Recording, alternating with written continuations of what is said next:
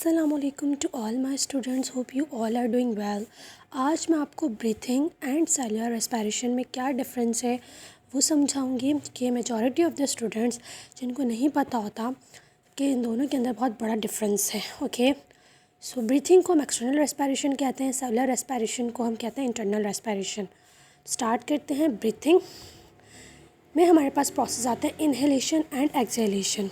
Inhalation का मतलब क्या होता है? ऑक्सीजन हमारी बॉडी के अंदर एंटर होती है थ्रू लंग्स।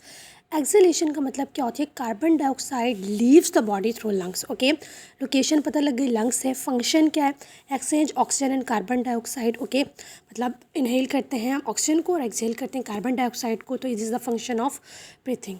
इसके लिए पर्पस क्या है? सप्लाई करना ऑक्सीजन किसको? सेल्स को, एंड रिमूव करना कार्बन डाइऑक्साइड। ओके, तो ये हमारे पास जो है वो बेसिक जो है, आगे हम पढ़ेंगे डिफरेंस सेलुलर रेस्पिरेशन का, लेकिन ये जो डिफरेंस था वो ब्रीथिंग का था। ओके, ब्रीथिंग का दूसरा नाम एक्सटर्नल रेस्पिरेशन है। ओके, तो अब आपको ये बात समझ आ गई होगी कि ब्रीथिंग हमारे पास जो इसकी लोकेशन है वो लंग्स है, और इसका मेन पर्पस क्या है? सॉरी, सप्लाई करना ऑक्सीजन को सेल्स तक, एंड रिमूव करना है किसको? कार्बन डाइऑक्साइड को। सेलुलर रेस्पिरेशन को हम इंटरनल रेस्पिरेशन भी कहते हैं।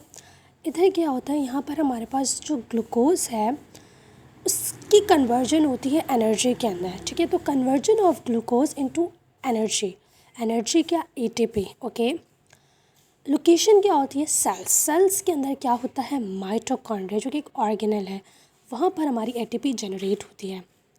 एटीपी की फुल फॉर्म होती है एडेनोसाइन ट्राइफॉस्फेट। फंक्शन क्या हुआ इसका? Generate energy from glucose.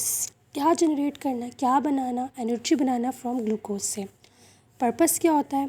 Produce ATP for cellular activities. Okay, कि एटीपी बनना ताकि हमारे जो सेल के लेवल की एक्टिविटीज़ हैं वो क्या हो? सारी परफॉर्म हो चुके हैं। ठीक है, अब इक्वेशन क्या है? Glucose C6H12O6 plus oxygen combine हुआ, देन हमारे पास बना carbon dioxide, water, and then हमारे पास क्या बन गई?